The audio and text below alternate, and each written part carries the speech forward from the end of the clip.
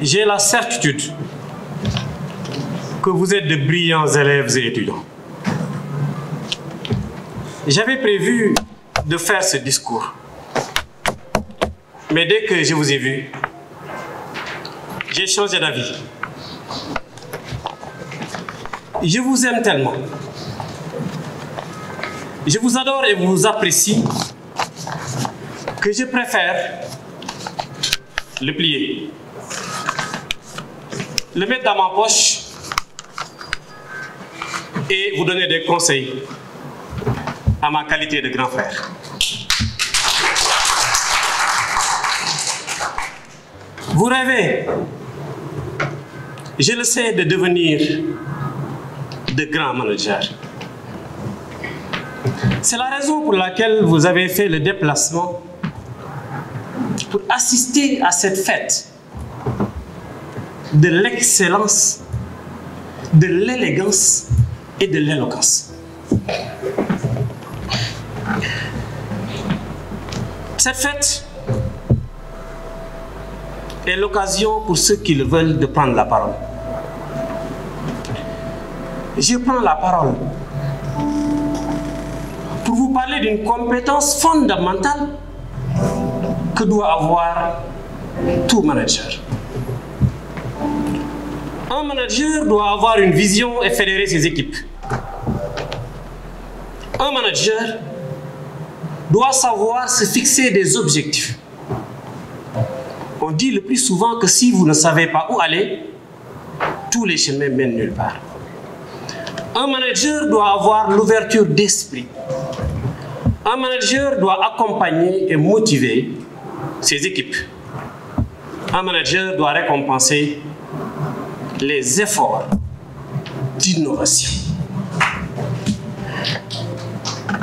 Frères, sœurs, futurs managers. Un manager qui a toutes les compétences que je viens de citer et qui n'est pas bon en communication n'est pas un manager. Je dis bien qu'il n'est pas un bon manager. Il est un pseudo-manager. Nous avons tous ici dans cette salle déjà vécu l'expérience d'une mauvaise communication ou d'un manque de communication ou d'une absence de communication. Les résultats sont toujours catastrophiques. Un bon manager est un bon communicant. Il crée un climat sain et donne les moyens à son équipe d'être performante grâce à une communication fluide où les échanges ne se font pas avec des phrases parsemées de mots longs, difficiles à comprendre, mais compréhensibles, audibles. Un manager qui communique bien sait se faire entendre. Un manager qui communique bien sait se faire comprendre et fait passer des messages clairs, impactants et percutants. En général, pour reprendre les propos de Moussa Laïdi, un bon manager améliore quotidiennement sa communication et écoute son environnement. Chers frères, chères sœurs, futurs leaders, si j'ai un conseil à vous donner, c'est de travailler très bien votre communication. À la fin de votre formation, même si vous êtes leader de votre promotion, si vous n'êtes pas bon en communication, vous n'aurez jamais un stage. Un job, n'en parlons même pas. Chers frères, l'offre de communication est pléthorique. Chères sœurs, les écoles également sont nombreuses. Vous pouvez vous former en communication digitale.